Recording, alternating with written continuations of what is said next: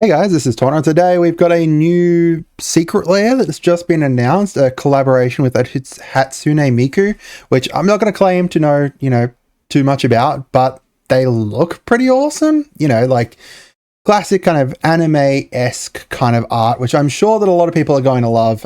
This one here is probably going to fly off the shelves. It is only going to be, a actual, Secret Lair drop, not a full deck or anything like that. And, I assume there's some people who are going to be disappointed a little bit with that. But if you're making like a like a Naya kind of deck, this could go incredibly well. You could make some really interesting kind of interesting kind of decks out of this stuff. All of it kind of, works well together in a kind of Naya deck.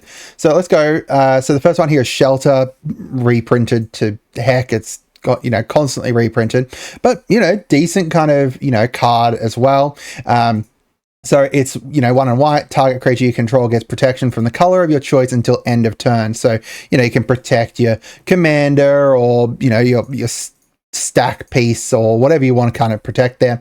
As I said, really, reprinted a whole lot. Pretty common card. I believe it's even potentially a common, but either way, it's a, decent kind of card to see in here.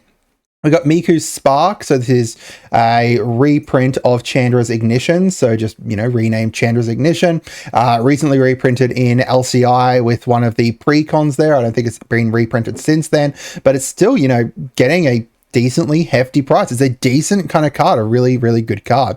Target creature you control deals damage to its equal to its power to each other creature and each opponent. So this is kind of like a board wipe that you can kind of choose as to what you want to wipe out. If you want to wipe out, everything, if you want to save one of your things, it's a decent kind of board wipe. In fact, I prefer this almost to Blasphemous Act half the time, because depending on what I'm playing, I can potentially save my own board from it. It's really, really nice. We've got Miku the Renowned. So this is a reprint of Feather the Redeemed. Whenever you cast an instance or sorcery that targets a creature you control, exile that card until the end, instead of putting it into your graveyard as it resolves. If you do, return it to your hand at the beginning of next end step. So that synergizes really well with both the Miku Spark and Shelter there. Again, another one that's been, I actually don't think this one's even reprinted for quite a while. I think it's like Time Spiral, potentially. Time Spiral Remastered, it was reprinted in last. But either way, a decent card there as well. They've also got different artists as well. I've just noticed that, because this art is very different to the other ones. It's kind of like storybook-esque. I like it. It's really cool. We've got Miku Lost and Singing, which is a reprint of Asuna Lost but Seeking. This one here, I don't think has been reprinted for a little bit. I think Commander Masters might have been the last reprint of it. It's getting a lot of use nowadays with the precon, Desert Bloom precon that's just come out, because it's pretty crazy in that Desert Bloom precon, especially if you have stuff that lets you play stuff from graveyards and stuff like that. The art as well, pretty nice. I like it. And then we've got Inspiring Vantage here. Just a land, but a good land, fast land there. Taps for red and white there. Recently reprinted and would have been more valuable if not reprinted in OTJ, but just got reprinted in OTJ not that long ago. And then finally, we've got Harmonize there, which, has been reprinted a whole bunch as well, down to 20 cents. Decent, draw cards. It's probably the only one there that I would, I think you could kind of build like an interesting Naya instance and sorceries buffing deck with this pretty easily.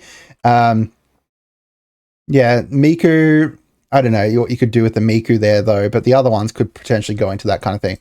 Now, all up the values, not insanely great, only $12.48.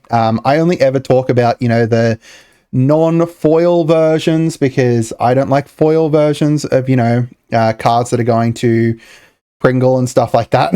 I've got a lot of cards that kind of started Pringling. Like, I didn't even open my my precon for Marnius, and as soon as I opened it, like a day later, it started Pringling. It was insane.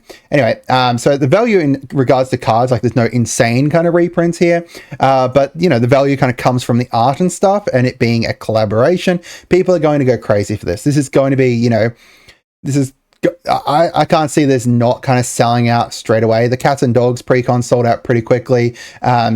Some of the Fallout ones sold out pretty fast as well, especially because it had the Mana Vault as the additional card you could potentially get. We don't know what like the bonus card's going to be, if it's going to be another kind of, you know, Hatsune Miku card, or if it's going to be something different. Who knows? But either way, I could see this going really well. And I assume that people will probably potentially buy it for the art, and I'm not going to blame them. The art's pretty nice on it too. So let me know down in the comments what you guys think. I hope you guys had a wonderful day. And let me know if you enjoy these kinds of videos, kind of going through the new secret layers, talking about the value of them and stuff. Hope you guys had a wonderful day, and goodbye.